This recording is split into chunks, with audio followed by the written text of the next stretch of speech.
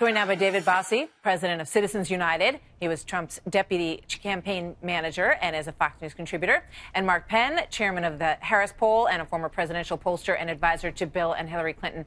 Gentlemen, welcome. Good to see both of you tonight. Mark, let me start with you. You heard the critics that were cited in Trace Gallagher's piece who say that they are shocked that the Democrats gave in so quickly on this idea that they wanted to go to the mat for. Well, I think in the end, Democrats come out here with a nice win. I think they raised the profile of the DACA issue so that it has to be on the table now. It can't be pushed down or ignored. I think that's a good thing. The mini shutdown in some ways worked. I was personally pleased that moderate Democrats pulled back before this went too long in the week. They made their point. They can't be ignored, and I think it was a success. Yeah, I mean, polls show that people don't like a shutdown. They weren't enthusiastic about it. They didn't want DACA to be the reason for a shutdown. So, David, we saw that Joe Manchin and Doug Jones, the two senators from West Virginia and Alabama, got together with the president today. They said he was very upbeat, that he wants very much to work with them. And he has said himself that he wants to find a path for the DACA recipients. Well, look, we just have to go back a couple of weeks. When the president had that bipartisan group in the White House, he said, send me a deal. And that deal was in the form of the Goodlatte bill in the House of Representatives. They already have an outstanding bill that the president supports that gives us border security, the things that voters want, right? The build the wall, get rid of the chain migration, get rid of the ridiculous lottery system, but give those dreamers, give the DACA recipients an opportunity to stay here with legal status, and that's called a compromise. That's what the president supports, and that's why this is so ridiculous. These Democrat leaders use these folks as a political pawn to try to score political points against the president, and the American people don't like a shutdown, and I think they overplayed their hand. Mark.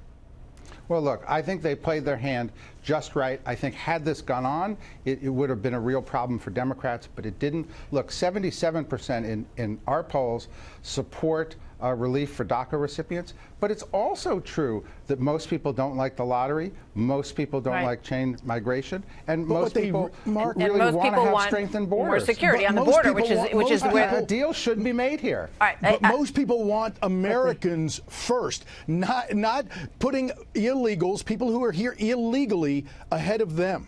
I think that was a very strong argument in all of this, especially when it comes to the military. I got a minute left. I want to put this poll up. This is a CNN poll. It shows that the Democratic advantage in the coming 2018 races has narrowed 49% to 44%.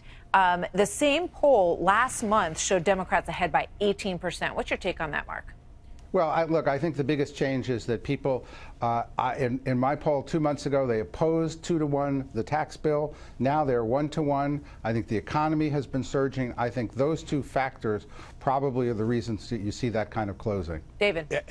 Without question, this economy, we're already seeing, just in 3 weeks since the tax bill was passed, we've seen hundreds of companies, millions of employees get the benefit of this tax plan without even seeing their taxes cut yet. So these businesses are giving bonuses and raises and 401k matches. The American people are seeing it, and it's the economy's stupid, right? That's what we all learned 20 plus years ago, and it's still true today. The Democrats used to be the party of the working men and women, and they've given that all away to really have, people like these DACA recipients that they put ahead of American workers. I got to go. You remember it's the economy, stupid, Mark. I know you got a smile on your face. I remember those days. Thanks, you guys. It's really great to have both of you on. Thanks for being here.